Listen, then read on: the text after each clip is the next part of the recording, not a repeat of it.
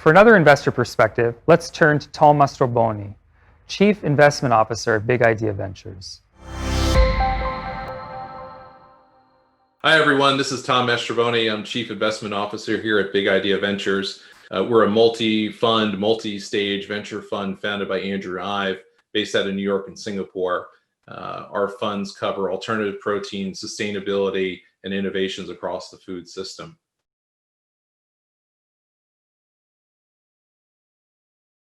When we think about notable trends for food tech innovation and funding, certainly we have to talk about alternative proteins. We have seen an explosion of brands, an explosion of consumer demand, and what's really interesting are the big food companies coming into this sector. We've seen Beyond Meat go have a public listing. We're all waiting patiently, some of us impatiently, for Impossible Foods to have their public listing. But I think what we've seen, and the question has been answered, plant-based protein is here to stay. It is indeed a trend that continues to grow. How big that market gets, a lot of that will depend upon what the big food companies do, and a lot of it also depend on what consumers want. When we think about various geographies, consumers make different choices for different reasons. In the US, it's health-centric, it's brand, it's what's cool and what's hot. In Europe, it's more animal welfare, sustainability focused, and in Asia, it's more about optionality as well. So we're seeing a variety of demographics, we're seeing a variety of consumers, and the brand expansion is really exciting. We want to pump the brakes a little bit, though, because it is getting a little crowded in that space. And when folks come to us and talk about, I have a brand new idea for a plant-based patty, we don't get terribly excited because it's a very crowded market and slotting is expensive. We are really interested in what's going on in the enabling technologies for plant-based protein right now. When we talk about things like texturizing, when we talk about things like flavor and nutritional panels, how do we get that ingredient list down from 30 plus items to 8 or 9? So seeing new innovations there is really exciting for us. Long-term, certainly cell-based protein is an area that we're spending a lot of time on. Again, enabling technologies here. We're all familiar with what's going on cost-wise for cell-based protein. So as we think about new technologies, new ways to bring those costs down, whether it's around growth medium or scaffolding, again, these are areas that we're interested in, and we think long-term will be a lot more exciting from an investment perspective.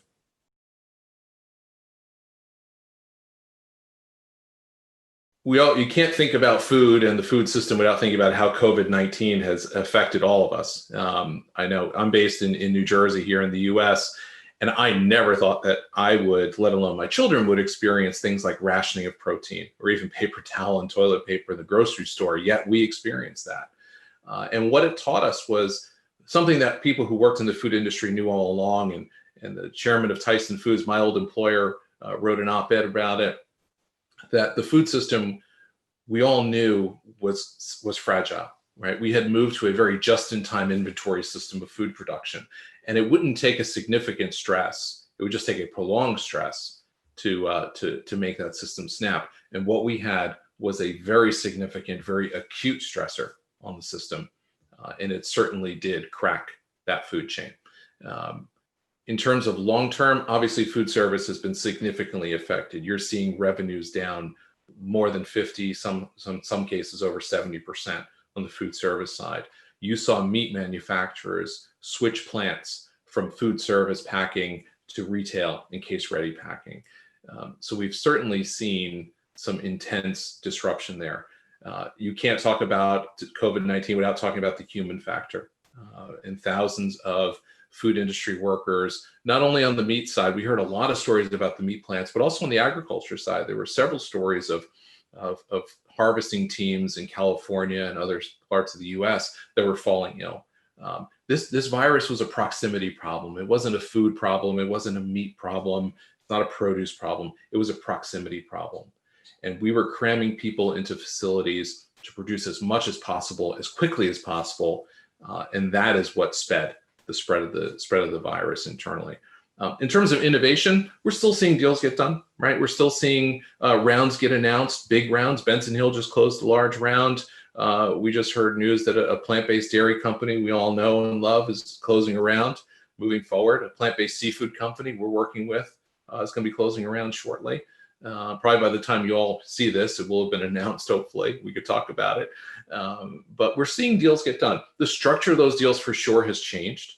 Valuations have come down slightly, or holding. They're not continuing to increase as we've seen for a long time. And we're seeing a lot more convertible debt deals be done as opposed to equity deals.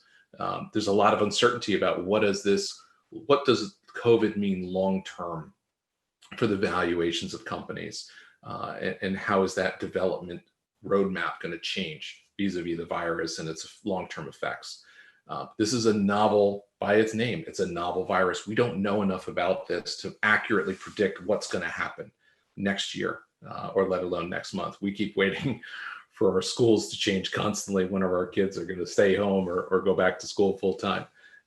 So it's hard to accurately predict. All we can do is continue to innovate, continue to explore new applications for tech in the food system. We're seeing corporates and strategics are paying a lot of attention to health and safety innovations and traceability, and robotics. A lot of work being done right now in automation for the food industry. You're going to see a lot of things not only coming out of the VC world in that space, but also from the strategic side on the corporates.